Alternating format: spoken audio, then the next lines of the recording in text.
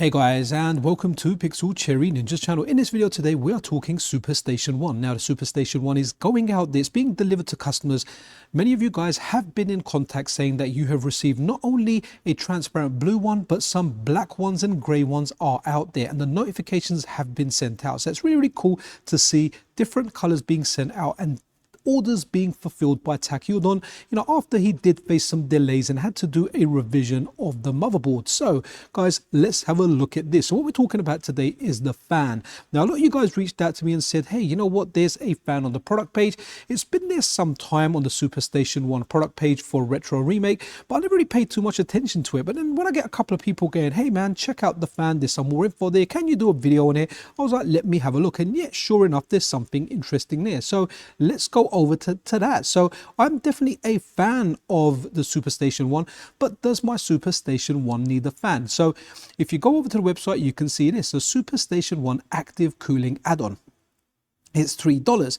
You might be thinking to yourself, oh no, I'm gonna have to buy this and pay all postage. But what's really interesting over here is this. This is an add-on upgrade for the SuperStation One that mounts a low noise fan on the included base passive heatsink. So that's really, really cool to hear. You are getting a low noise fan, right? So it's up to you if you want to get that, if you want that on there for an extra bit of coolness. SuperStation system supports 5V or 3V fan speed via a jumper on the motherboard. Fans are installed before shipment. So this is really important because some people think, you know what, I just want to buy the product. I don't want to do any DIY. I want everything installed. I want it running. I don't want to do anything else with it, right? Which means if you pay for this fan, which is $3, you're not paying any extra shipping, and it is going to get installed onto your SuperStation One if that's something you guys want. Now guys, I've spoken to a few people. There's quite a few people, at least half a dozen I've spoken to personally that have received this SuperStation One, and guess what guys, none of them are complaining of it overheating without a fan. It's running absolutely fine. Yes, it gets a little warm, but nothing toasty, nothing to be concerned about. But hey, if you're in a hot country where your temperature's always above 50 degrees Celsius and you want to play out in the sun 24/7, then maybe a fan is something that you might want to consider. Now I remember MiSTer add-ons, their aluminium case, which is a passive cooling case. A lot of people are like, oh no, it's going to get too hot. It doesn't get too hot. I've got one of those. It runs absolutely fine as well with the passive cooling instead of the active cooling.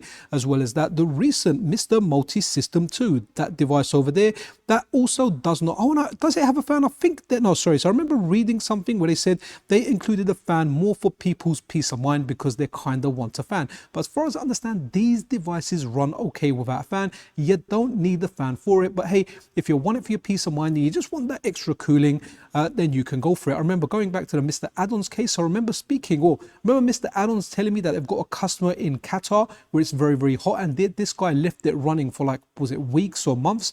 And funnily enough, that customer actually got in touch with me via one of my videos and said, hey, guess what? I'm that customer.